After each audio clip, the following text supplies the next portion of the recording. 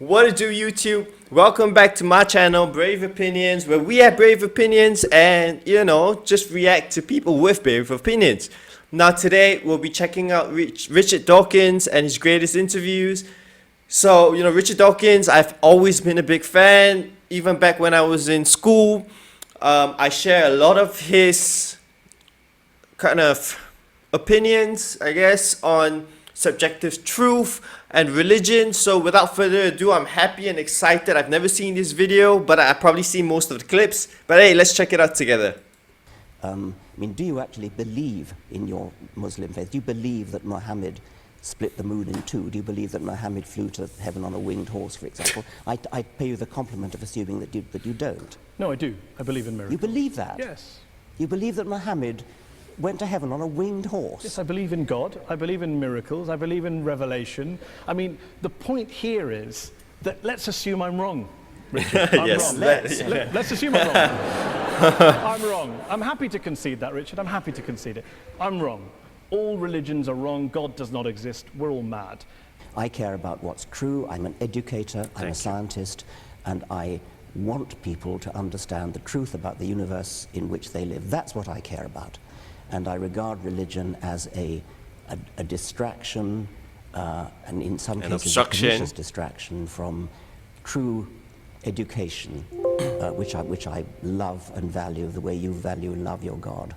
Can you not do both? Well, so long as they don't contradict each other. Richard. As long as they don't contradict each other. But if you actually believe Muhammad flew to heaven on a winged horse, that's an anti-scientific belief. And that could be wrong. But that bloody well is wrong. Yes, but that doesn't change. wrong. That doesn't change. How do you know it's wrong? Oh, come on. You're a man of the 21st century. No, I'm just asking. It comes back to my original question. The rational position is the agnostic. The rational position is the agnostic position. Why up there? The rational position. I didn't say up there. I didn't pick a place. Okay, you picked a place. Why would a winged horse be the way to get to He's heaven? panicking. The reporter's panicking. You asked about proof. I'm all for saying I can't prove it, but can you prove he didn't do it? This is the end-all debate. Didn't fly to heaven on a winged horse? I'm just asking on your criteria. I'm just asking on your criteria. No, I can't prove it, and I can't prove it wasn't a golden unicorn. But I'm fascinated. So this is more of the pink spaghetti monster analogy that he uses, right? So it's just this. You're making a claim, you prove it, not me. Right? But aside from that fact, the problem with why truth is so important, it isn't that making a claim that Muhammad flew to heaven on a winged horse is a problem. The problem is, it is a claim made from a book of absolute truth. Okay? Now here's the difference, right? What religion does is, this is the word of God, this is absolute truth, right? A lot of people use it as, oh, it's literary, you got to interpret it this way, that way.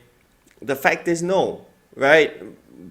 The majority of them don't. Like this guy, he's an intelligent new age man that believes that a horse flew a man up into, heaven or space, now that we know it, right? So let's not talk about how large the wingspan of a winged horse has to be, how much muscles it has to have, how strong and fast it has to flap its wings to carry the weight of a winged horse and a man up into the skies. Let's not talk about that, right? The difference between the true poison about these religious claims is that you are lectured and instructed to obey it as the truth. It stops you from thinking. It stops you from analyzing that fact, right? So it's not about how do you know it's not true. It's how you put it forward as the truth. Now let me use this as an example. Dragons, okay? What are dragons? Dragons are skilled monsters that spit out fire and have smoke, right? They're shiny, a lot of times they're silver, right? And putting that aside, we also have to know that in ancient times, in caveman days, whatever, hieroglyphics, there is a limited vocabulary. So what I mean by limited vocabulary is, anything that flies is described as a picture of a bird, right? So a plane, if we went back a few thousand years, a plane would be described as a bird. So let's have this conspiracy theory that dragons are actually spaceships. How would you describe a spaceship when everything it flies can only be described as a bird, right? There are obvious parallels between a spaceship and a dragon, and the fact that there has always been a lack of vocabulary. Conspiracy theory, is it the truth?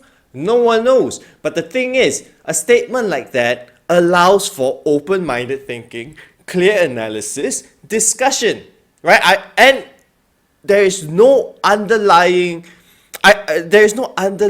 kind of need for obedience. And this is the thing. This is the real cancer that is any ideology that claims absolute truth, right? Sorry I went on a tangent, but this is what you're going to get here.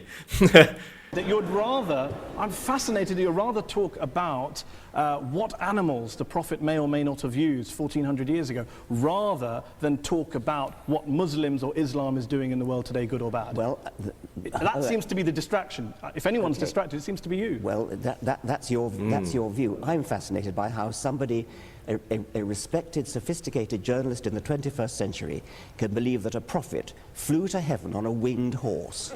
Let me ask you this. Are all people who hold beliefs in God and in miracles and the supernatural, do you regard them all as intellectually inferior to you? Okay, there's a lot there, right? Oh man, this video is going to take a long time. So first, right, he talked about the good that religion does. Yes, there is no...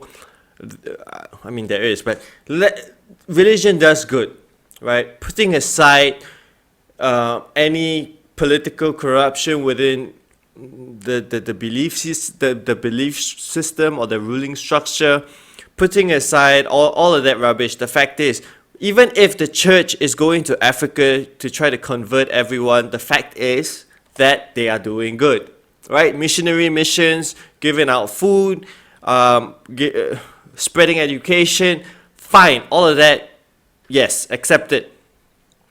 The problem is that can that not be done without having fairy tales that purport itself as the truth? Are there no atheistic philanthropies? Is there no concept to that? Right, so a lot of these things is, religion really is a stunting of the progression of human biology in many, many ways. Just the fact that it stops, especially when you're indoctrinated, right? You're brought in from a young kid. The thing is, you are told that to believe this without doubting it because it is from the one and absolute God. Let's not talk about the harm that it brings to us as an entire species. Now, the next sentence is, do you regard them as intellectually, anyone who believes in supernatural or religion, intellectually inferior? Let's put it this way, right? Do not put religious ideology, religious dogma on the same same spectrum as supernatural, right? Supernatural is things you can't understand. There are so many things that we cannot understand. But the thing is, we try to understand it. As compared to religion, you are not allowed, in the purest of sense, you are not allowed to doubt its words. You can read, you can analyze, but you cannot contradict. That is not the same thing, right? For example, the simulation theory. What you experience when you go through psychedelic drugs, right? The difference, the theory of higher dimensions. These are all supernatural theories that if you are able to put forward arguments, discussions, you are intellectually superior in many, many sense. Not super. Let's not put you are an intellectual for having these discussions, but if you just believe in miracles because an archaic book tells you to, just because, then,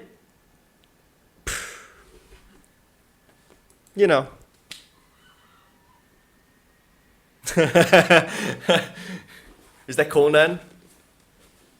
No, it's not. It's Hercules? Man, I'm old. Shout out to anyone who has had a childhood with Conan or fucking Hercules as cartoons. Man, this is going on for too long. Rather than trying to controversy, teach the controversy rather than try and censor out the information that shows Yes. that evolution You know, is questionable. Seriously, where did you study science? Well, see, that's the point. Scientists are now claiming that they're the only ones that can speak on this issue. It's almost like a religion in which only scientists are allowed to speak and teach on it and to teach everyone else. And everyone else must believe what the scientists, what particular scientists say. Where is the evidence of evolution from Fossils. one species to another species? Fossils. The macroevolution. Bones. Where there's microevolution Teeth. within species, but not going from one species to another. Oh, really? If we had gone from that, It is that in the broad museum. evolution, there should be Smithsonian overwhelming Museum. tons of material evidence, not just an isolated, Isolated, thing here I and there. like- But again, there is not evidence. Almost every fossil you find is intermediate with something and something If that else. were the case, the Smithsonian Natural History Museum would be filled with these examples, but instead It they're is. not. It is. I just told you about Australopithecus, Homo habilis, Homo erectus, Homo sapiens. By the way, archaic Homo sapiens and then modern Homo sapiens. That's a beautiful series of You're still intermediates. lacking And the the material Novians. evidence. The So, material evidence is there. Go to the museum and look So at what it. I- How Have dare seen you talk Homo about erectus? material Have you seen Homo habilis? evidence? Have you seen Australopithecus? I've asked you that question. What I've seen is that in the museums and in the textbooks that whenever they claim that to show the evolution from one species to another, it relies on illustrations and drawings, doesn't. not the No, not it any is. material Oh my evidence. goodness. If they were in the Dizzy. museums, which Talk I've about, been are to you many intellectually times, then superior? I would look at them objectively, but Inferior, I there's a mean. variety of opinions across the board among those who may not buy completely into the hardcore ideas of evolution. There are those who believe in different levels of evolution within creation, and that really shows kind of a creative independence within our movement that seems to be a bit lacking among those who There is believe in no evolution, creativity only in evolution. fact. And the ad hominem attacks to ad hominem attacks, ad hominem, is the hardcore evolutionists that reject the idea of a creator that then pave the foundation for a very brutal society. Do you see what I mean? Right? My previous rant is exactly what I mean. Because a book tells you so, you are not only stunting yourself, but it gives birth to a breed of people that almost organizes a forceful stunting of entire. It's just spreading the virus of essentially non-logic. And this is really why, religion, as much good as it does, really is at times the scourge of humanity almost. Like, come on, man. Just the things that she says gives me a headache. Like, it's not, evolution isn't a theory. There are fossils, aged, DNA testing on the soil. Everything is mapped out. Yes, there are still things we don't know, as is of everything. However, we are still trying to find out. There is no way you can prove God created amongst this whole. God created Earth 6,000 years ago. It's already been disproven. Okay? If you read the Bible, there are scientific errors in the first page. Right? It is ridiculous. Don't have good evidence of positive mutations being the ones that are then built on, because if they're a mutation, they're alone. So in order for something to rise up and have more of it, you need to have a good base to choose from. I think it helps to show that people are using their critical factories, and so Yes, we don't thank need you for to deny repeating any that. facts, because the facts end up bearing out our beliefs. This is That the worst. If This, evolution had oh my occurred, God. then surely, whether it's going from birds to mammals or even beyond that, surely there'd be at least one evidence. Massive amount Oh of my evidence. God. Show Oh my me God. the evidence. Show me the evidence. Show me the evidence. Right. Show me the evidence. Show me the evidence. Right. Why don't you show us evidence on your one great... I mean, look, if it is true and there's evidence there is one almighty God, why are there so many different gods in different parts of the world, right? Why does it the prerequisite of you believing in a certain God is where you are birthed geographically, right? Why don't you believe in Vishnu? Why don't you believe in Guan Yin? Why is it that your God is the one and only God? Right? The thing about atheist is every religious person is an atheist minus one God. Right? Why are you not a believer of Zeus or Poseidon? Man, and the thing is, I have several discussions, me being in law school, there are, whether it is debates that are organized, whether it is conversations with classmates, fellow intellectuals, it always comes to a point where they try to talk about evidence and, the frustration. Listen, honestly, I used to feel so much more strongly about this maybe 10 years ago. I've really come to grips with the necessity of religion in terms of the building up of society up to this point. But man, it is people like the woman before that just, man. It's probably going to be the most simplest one for you to answer, but what if you're wrong? Well, what if I'm wrong? I mean, anybody could be wrong. We could all be wrong about the flying spaghetti monster and the pink unicorn and the flying teapot. You happen to have been brought up, I would presume, in the Christian faith. You know what it's like not to believe in a particular faith because you're not a Muslim, you're not a Hindu. This Why is how aren't you a know Hindu? I'm actually a because fan you of happen to it. have been brought up in America. In India. If I you were swear, brought up in this India, was not you'd be a planned. Hindu. If you were brought up in Denmark in the time of the Vikings, you'd be believing in Wotan and Thor.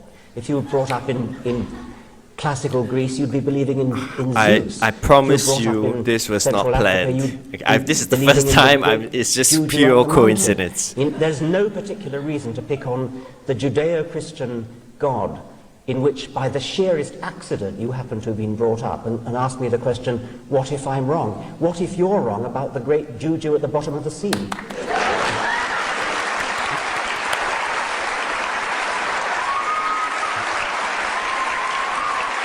Standing freaking ovation.